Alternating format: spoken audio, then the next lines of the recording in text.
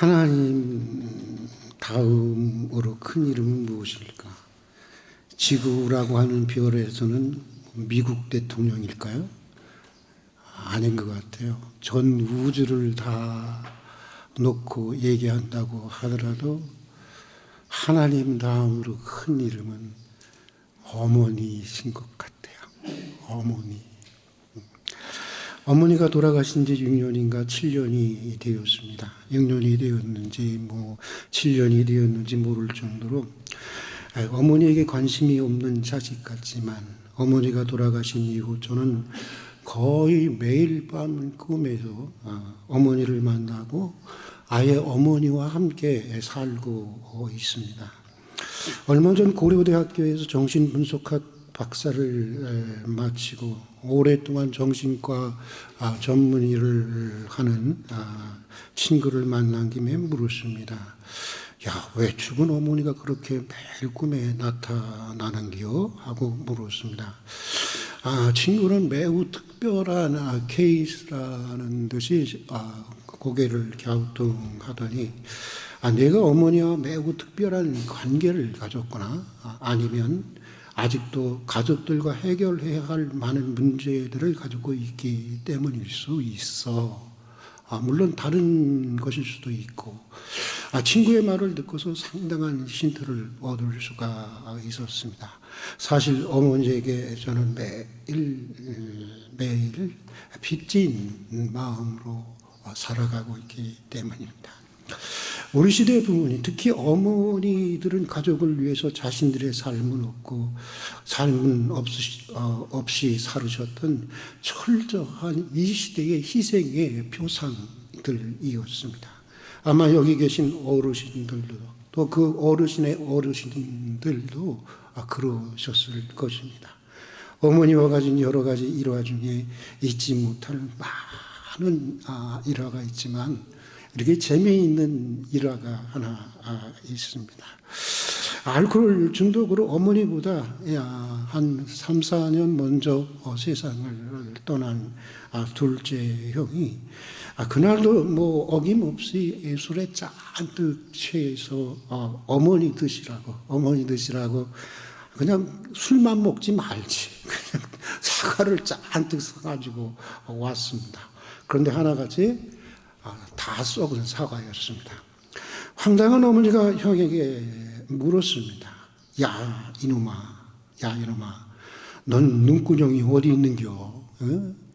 그 어머니가 전라도 양반이라 눈을 갖다가 눈구녕이라고 이렇게 눈구녕이 어디를 달고 다니기에 그래 하나같이 썩은 사과만 그렇게 올라왔냐? 그러자 형은 펄쩍대면서 그게 아니라는 것입니다. 그러면서 이어지는 형의 대답이 우리 형제들의 마음을 참 아프게 했습니다. 아니야 엄마, 그게 아니라니까. 나는 일부러 엄마가 좋아하는 사과만 골라서 사왔는데 그 골라서 달라고 했는데 엄마는 늘 썩은 사과만 좋아하잖아. 그러는 거예요. 정말 엄마는 그랬습니다. 우리 어린 시절에는 지금은 그렇지 않지만 부분 이렇게 썩은 사과들을 괴짝에 이렇게 넣어갖고 파는 경우가 참 많이 있었습니다. 그러면 어머니는 항상 썩은 부분은 도려내서 먹을 수 있는 부분까지 자신이 먹고 도려내지 않아도 되는 멀쩡한 부분은 우리 형제들에게 또 아버지에게 주셨습니다. 그런데 사남 일녀 자녀가 5 아닙니까? 그 많은 자녀들 중에서 단 한 번도 엄마는 왜 썩은 부분만 먹느냐고 이의를 제기한 놈이 하나도 없었다고 하는 것입니다. 엄마는 당연히 그렇게 하는 분으로 여겼던 것 같습니다. 심순독 시인의 시 중에 엄마는 그래도 되는 줄 알았어요라고 하는 이 시가 있습니다. 이런 시입니다. 엄마는 그래도 되는 줄 알았습니다. 하루 종일 밭에서 죽어라 힘들게 일해도 엄마는 그래도 되는 줄 알았습니다. 찬밥 한 동이로 대충 부뚜막에 앉아 점심을 때워도 엄마는 그래도 되는 줄 알았습니다. 한겨울 냇물에 맨손으로 빨래를 방망이질을 해도 엄마는 그래도 되는 줄 알았습니다. 배부르다 생각 없다. 식구들 다 먹이고 자기는 굶어도. 엄마는 그래도 되는 줄 알았습니다. 발 뒤꿈치 다 해줘 이불이 소리를 내도. 엄마는 그래도 되는 줄 알았습니다. 손톱을 깎을 수조차 없이 손톱이 닳고 문드려져도 엄마는 그래도 되는 줄 알았습니다. 아버지가 화를 내고 자식들이 속속여도 전혀 끄떡없는 엄마는 그래도 되는 줄 알았습니다. 외할머니 보고 싶다, 외할머니 보고 싶다. 그것이 그냥 넋두리인 줄만. 한밤중 자다 깨어 방구석에서 한없이 소리 죽여 울던 엄마를 본 후로는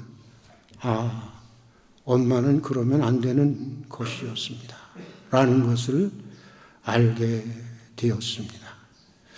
시인의 고백처럼 우리 어머니들은 늘 그랬던 것 같습니다. 그래서 돌아가신 어머니 한평생을 되돌아보면서 늘 빚진 자의 마음으로 살아가고 있습니다. 오늘 성경 본문을 보면 저자 바울은 우리가 왜 효도를 해야 하는지 구구하게 일일이 설명하고 있지 않습니다. 오늘 본문 1절의 말씀을 같이 한번 읽어보도록 하겠습니다. 1절 말씀 같이 읽겠습니다. 자녀들아 주 안에서 너희 부모에게 순종하라. 이것이 옳으니라. 다시 한번 읽겠습니다.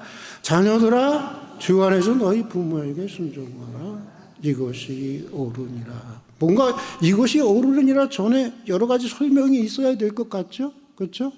그런데 아무것도 없어요. 그냥 이것이 옳으니라 말하고 있습니다. 옳다는 것입니다. 당연하다는 것입니다. 너무나도 마땅하다는 것입니다. 더 이상 이것은 논의의 대상이 될 수가 없는 명제라고 하는 것입니다.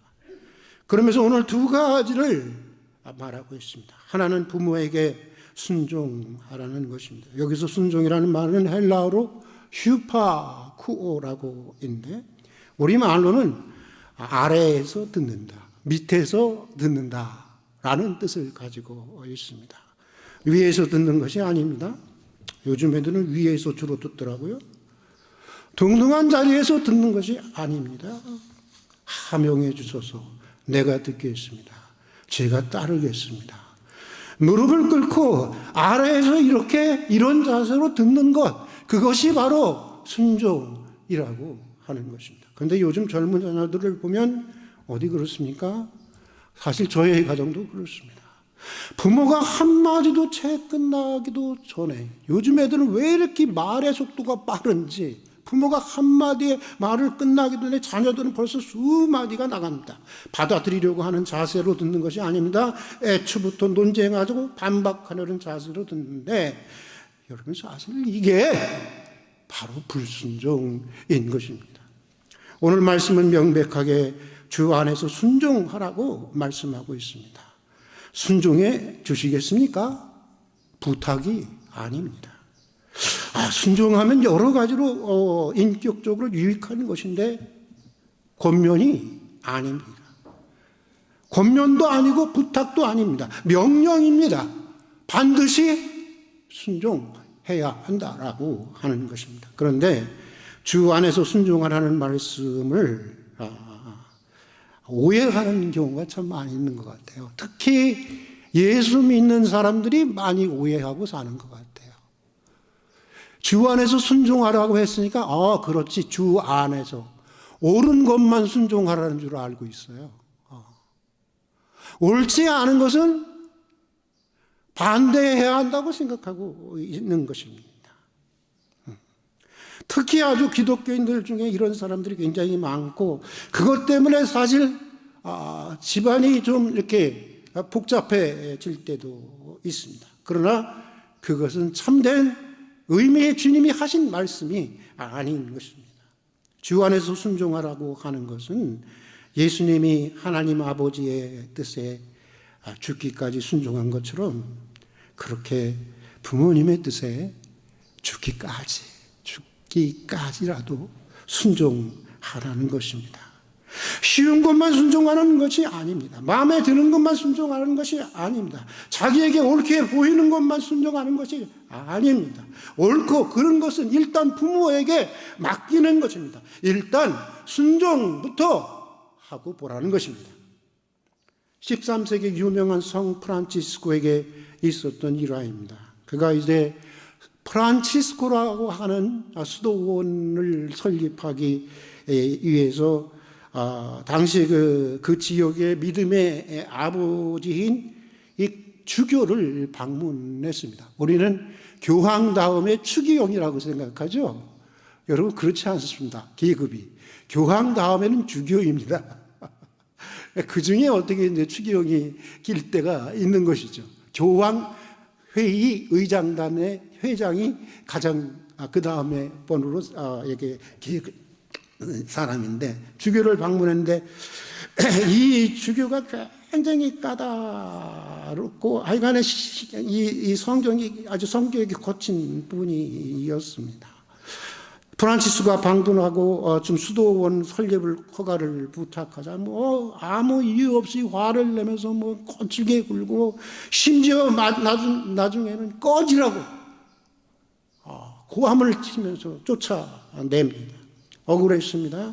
전혀 이치에 맞지 않은 행동이었습니다. 그러나 프란치스코는 따지지 않았습니다. 주교의 말에 순종하면서 그저 아무 말 없이 그런 그 자리에서 나왔습니다. 그리고는 얼마 후, 한두 시간 후에 다시 주교의 방에 찾아 들어갔습니다. 그러자 주교가 어떻게 했어요? 잘하느라고 그렇게 했을까요? 화가 더 난 거예요. 가라고 했는데 안 가고 또 온 거 아니에요. 그러니까 그냥 화가 나서 왜 가지 않고 또 돌아왔냐고 하면서 언성을 높이고 하여간에 그냥 정말 거칠게 막 이렇게 하다 하니까 프란시스코가 그 말을 듣고는 이렇게 대답을 합니다. 조용히 대답을 합니다. 아버지가 잠시 화가 나서 나가라고 할 때는 자녀가 잠시 나가야 하지만 아버지가 화가 나서 나가라고 한다고 아주 나가버린다면 그것을 어찌 자녀라고 할 수 있겠습니까? 이렇게 얘기를 하는 거예요. 이 말에 그냥 주교가 너무 큰 감동을 받았어요. 그리고는 그 자리에서 바로 수도원 설립을 허가해 주었다고 하는 것입니다. 그래서 위대한 프란치스코 수도원이라고 하는 그 수도원이 탄생하게 된 것입니다. 지금도 이 수도회는 세계 교회와 선교를 위해서 큰 일을 감당하고 있는데 여러분 바로 이 프란치스코의 이런 태도가 바로 성경이 말하는 오늘 사도 바울이 얘기하고 있는 순종인 것입니다. 아무리 틀렸고 아무리 억울해도 일단은 알았습니다 하는 것입니다. 그리고 해본 다음에 더 깊이 생각하고 기도한 다음에 정 아니다 싶으면 다시 돌아와서 부드럽고 공손하게 말씀을 드리는 것입니다. 이것이 바로 순종인 것입니다. 예전에 안 목사님과 함께 섬기던 삼각교회에 도희라고 하는 청년이 있었습니다. 안 목사님 여기 좀 보세요. 있었죠? 도희? 기억나시죠? 왜 말씀을 안 하셔? 도희라는 청년이 있었습니다. 교회에 나온 지 얼마 되지 않는데 참 신비해요. 교회라는 것을 이렇게 보면은 한평생을 예수 믿어도 믿음이 자라지 않는 사람이 있는가 하면은 얼마 되지도 않았는데도 불구하고 매우 그 믿음이 아주 그냥 급성장하시는 그런 사람들도 있습니다. 제가 이 도희라는 청년이 그런 청년이었는데 제가 참 이 청년을 좋아했습니다. 그런데 문제가 하나 있었습니다. 그 어머니가 철저한 불교 신자였습니다. 그래서 딸이 교회 나가는 것을 아주 싫어했습니다. 하루는 주일날 아침 전화가 왔어요. 도희한테. 도희가 그러는 것입니다. 목사님 어떻게 할까요? 엄마가 오늘은 죽어도 교회 가지 말라고 그러시네요. 그렇게 전화가 왔습니다. 여러분 같으면 어떻게 하시겠습니까? 대부분의 그리스도인들이나 대부분의 어떤 교회 지도자들은 그런 경우에는 그런 사람으로 보질 않더라고요. 주로 사탄으로 보는 것 같아. 마귀로 보는 것 같아. 야, 그게 마귀의 시험이다. 사탄의 시험이다. 물리치고 그냥 오너라. 보통들 그렇게 얘기하는 것 같아요. 근데 이게 문제가 있다고 하는 것입니다. 저는 그렇게 생각하지 않고 그렇게 그 구절을 이해하지도 않았습니다. 저는 이렇게 얘기를 했습니다. 도희야, 엄마랑 싸우지 말고 오늘은 어머니 말씀을 거역하지 말고 집에 있거라. 대신 엄마에게 서비스를 정말 잘 해드려. 그리고 어머니 마음을 한번 감동시켜 보거라. 그렇게 얘기를 했습니다. 그리고 다음 주일이 되었습니다. 제가 어땠을까요? 오늘 도희가 나올 수 있을까 없을까 가슴이 두근두근 거렸는데, 전화를 기다리기도 전에, 오기도 전에, 예배 시간 전에 한 30분 전에 도희가 싱글벙글 하면서 매우 기쁜 얼굴로 교회에 나왔습니다. 그러면서 하는 말이, 목사님, 지난주에 제가 엄마에게 그랬어요. 엄마, 나 오늘 정말 교회 가고 싶은데 엄마가 교회 가는 것 때문에 너무 마음이 상하면 오늘만은 가지 않을게. 그렇게 얘기를 했다는 것입니다. 그러면서 한 주 동안 얘가 은행을 다니고, 그 어머니는 조그만 국수 가게를 하는데, 보통 젊은 애들이 이렇게 그 회사가 끝나고 나면 자기들이 나가서 놀고 그러잖아요. 근데 얘가 한 주 동안 계속해서 어머니의 일을 도와주었다는 거예요. 설거지 일을 도와주고 어머니 일을 도와주고 그렇게 했다고 하는 것입니다. 여러분, 그랬더니 오늘 아침에는 엄마가 먼저 그러더라는 거예요. 도희야, 너 오늘 예배 안 가냐? 그렇게 그러더라는 거예요. 그래서 이제 교회에 나오는 것으로 완전히 해방이 되었는데, 여러분, 그것으로 끝나지 않았습니다. 그해 마지막 달, 마지막 주일, 그 어머니도 결국 교회에 나오게 되었습니다. 그 가정이 딸하고 엄마랑 같이 살거든요. 여러분, 순종만큼 부모를 기쁘게 하는 것은 없는 것입니다. 자녀가 부모에게 드릴 수 있는 최고의 선물, 최고의 효도, 최고의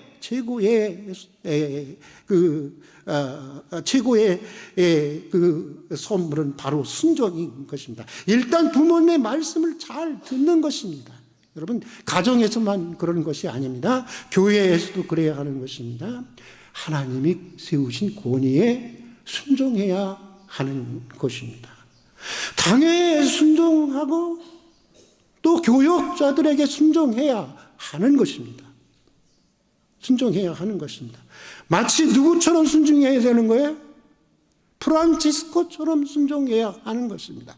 일단 자기 생각이 틀린 것 같더라도 한번 다시 돌아가서 알겠습니다 하고 돌아가서 또 생각해보고 또 기도해본 다음에 다시 와서 말씀드려야 하는 것입니다. 또 교회 어르신들에게도 순종해야 하는 것입니다. 직장에서도 그렇습니다. 상사에게 순종해야 하는 것입니다.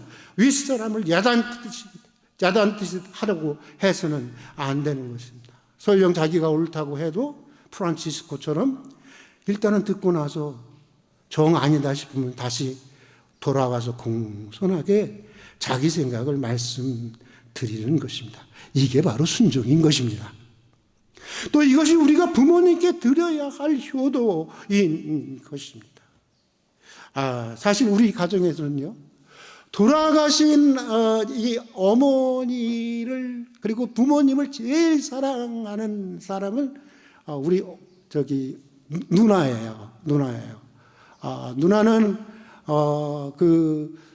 마치 안 목사님처럼 혼자 정말 사시면서 평생을 하나님 앞에 이제 목사로 자신의 삶을 드리고 얼마 전에 은퇴를 하신 분인데, 우리 누나는 참 바른 사람이에요.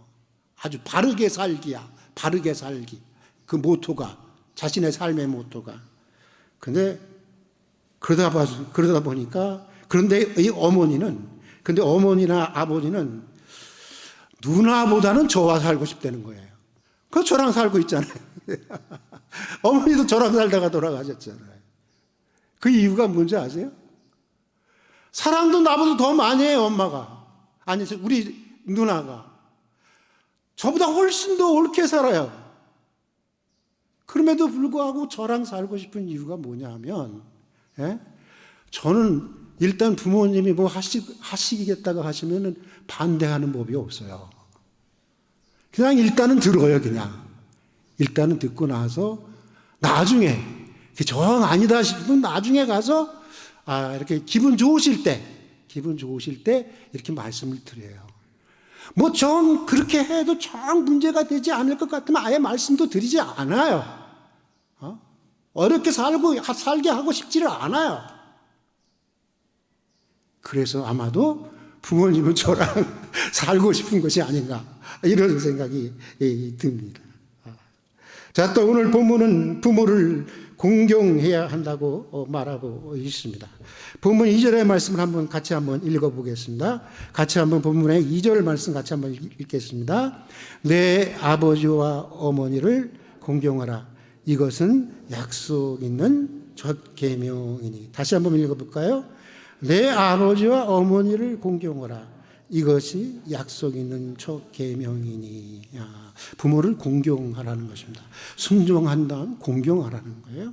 근데 여기서 공경이라는 말의 원어는 헬라어로 티마라고 하는데, 이 말은 어떤 말이냐면 우러러 존경하다. 우리 따라서 합시다. 우러러 존경하다.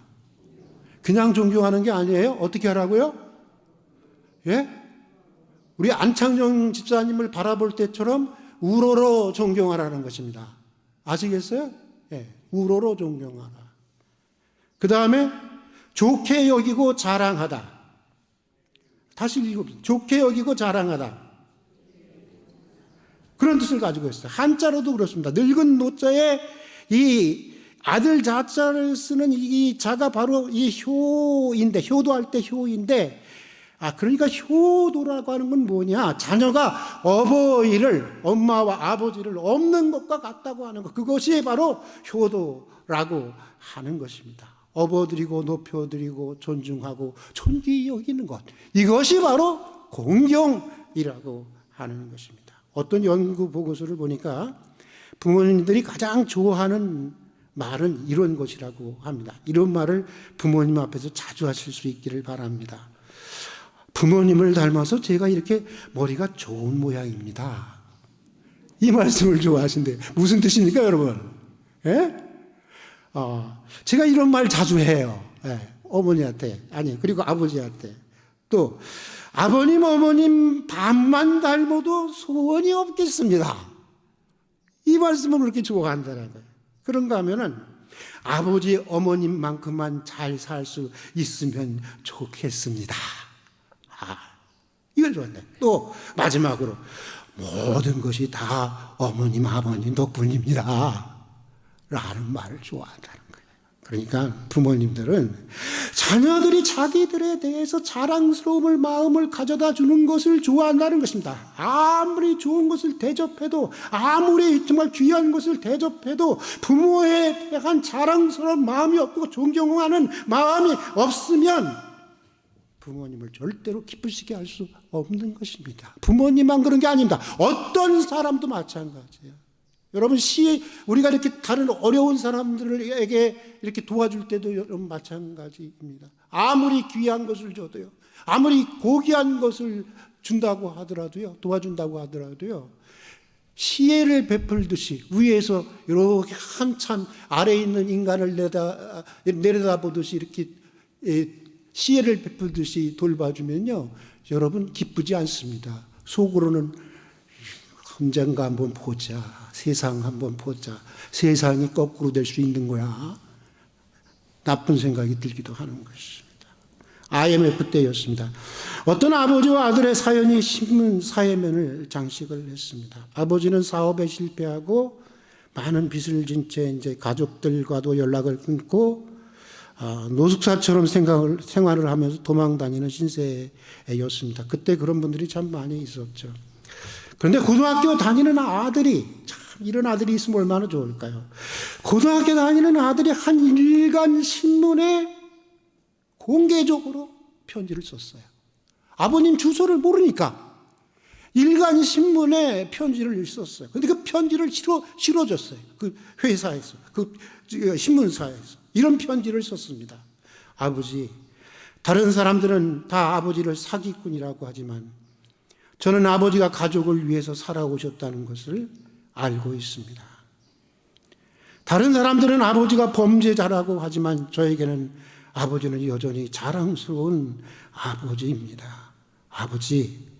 아버지를 사랑합니다. 이렇게 써서 보낸 거예요. 도망 다니던 아버지가 신문에 난 이 편지를 보고 너무 감격을 한 거예요. 그래서 그 신문사에 편지를 보냈습니다. 답장을 보낸 거예요.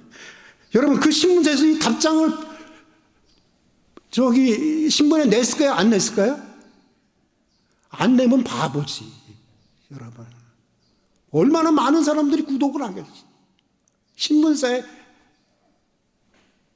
편지를 보냈는데 거기에 나왔습니다. 아버지가 이렇게 편지를 보냅니다. 너의 편지를 보고 밤새 읽고 밤새 나는 울었다. 꼭 다시 재기해서 우리 기쁨으로 다시 만나자. 아버지는 너무나도 외로웠다는 것입니다. 살아있는 목숨을 어떻게 알 수 없어서 그렇지 정말 수십 번, 수백 번 죽고 또 죽고 싶었다고 하는 것입니다. 그런데 아버지를 좋게 여겨주고 자랑스럽게 생각해주는 이 자녀의 격려 한마디가 삶의 벼랑 끝에 몰린 아버지로 하여금 이렇게 다시 재기할 수 있는 새로운 용기를 가져다 주었다고 하는 것입니다. 물론 부모로부터 받은 상처가 있는 사람들은 부모에게 순종하고 부모를 공경하기가 쉽지 않을 것입니다. 저도 아버지가 예수 믿기 전 아버지에 대해서 사실 많은 증오를 가지고 있었어요. 나는 빨리 커서 아버지를 때려주고 싶은 게 내 꿈이었어요. 그래서 그 마음을 충분히 이해를 합니다. 그러나 그래도 순종하고 공경해야 한다라고 하는 것입니다. 여러분 어때요? 사람들이 다 손가락질을 하는 자녀라고 하더라도 손가락질 하지 말아야 할 사람이 있어야 되는 것 아니겠습니까? 누구예요? 부모죠. 부모라면 다른 사람들이 아무리 손가락질 하더라도 부모만큼은 손가락질 할 수가 없는 것입니다. 그것처럼 아무리 상처를 준 부모라고 하도 순종하고 공경하는 것이 자녀됨의 도리가 아니겠습니까? 사실 제가 아버지에 대해서 진심으로 사랑하게 되었던 것은 자녀가 넷인데도 불구하고 셋째인 제가 아버지를 모시고 어머니를 모셨던 것은 사랑하기 때문입니다. 왜 사랑하게 됐느냐? 빨리 커서 아버지를 때려주고 싶은 놈이. 예? 저는 어느 날인가 아버지도 불완전한 한 인간이라는 걸 알게 됐어요. 부모도 불완전한 한 인간이라는 걸 알게 됐어요. 그리고 아버지 역시 내가 아버지에게 용서받아야 할 일들이 많은 것처럼 아버지 역시 용서받아야 할 사람이라는 것을 알게 되었어요. 그리고 정말 아버지를 사랑하기 시작했습니다. 올해 99세이십니다. 꼭 100세까지는 모시고 싶습니다. 우리 교인들 중에는 왜 이렇게 아버지가 오래 사냐고 그래서 목사님이 아픈 거라고 그러는데 그 마음 고맙지만 그러지 마세요. 꼭 100세까지 사시도록 기도해 주십시오. 네. 여러분, 부모에게 순종하고 부모를 공경하는 자녀에게 약속된 하나님의 축복에 대해서 오늘 말씀 이렇게 기억하고 있습니다. 우리 다 같이 본문 1절부터 3절까지 읽고 오늘 말씀을 마치도록 하겠습니다. 같이 읽겠습니다. 시작. 자녀들아, 주 안에서 너희 부모에게 순종하라. 이것이 옳으니라. 내 부모를 이는 약속 있는 첫 계명이니 내가 잘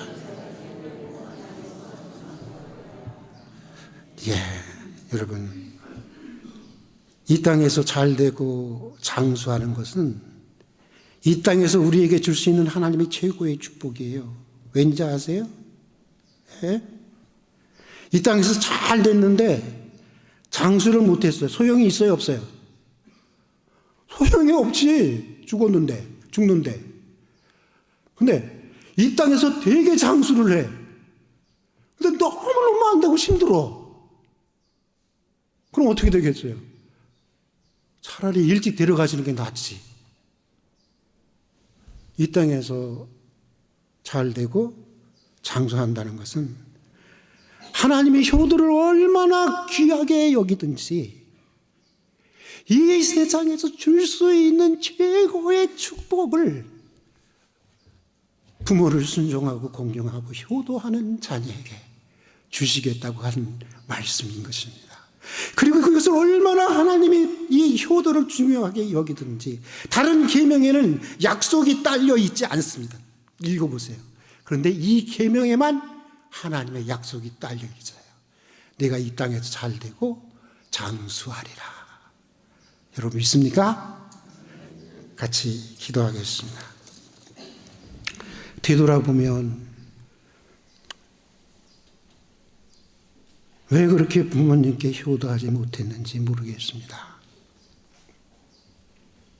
왜 그렇게 잘 모시지 못했는지 모르겠습니다. 절대로 무고해서는 안 되는 분들인데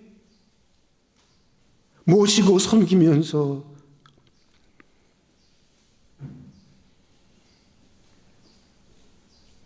무거울 때도 있었습니다. 모신다고 하면서도 기쁘게 모시지 못할 때도 있었습니다. 용서해 주시고 부모에게 순종하고 부모를 공경하는 자녀가 되게 해 주시옵소서.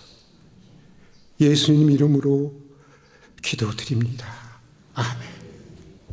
할빈 가족 소식난 보도록 하겠습니다. 저에게 처음 오신 분들 진심으로 환영하고요.